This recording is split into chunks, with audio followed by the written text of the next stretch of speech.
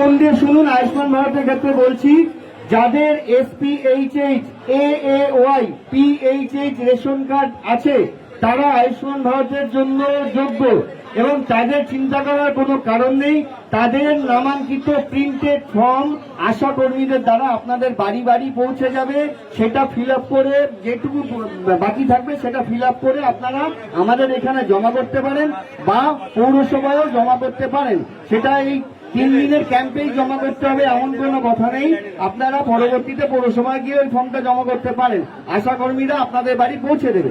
এবার যাদের ধরুন ওই কার্ডের আওতাভুক্ত আছেন অথচ আপনাদের নামটা আসেনি, সেক্ষেত্রে আপনারা কালকের দিনটা দেখে পরশুদিন আমাদের এখানে চলে আসবেন।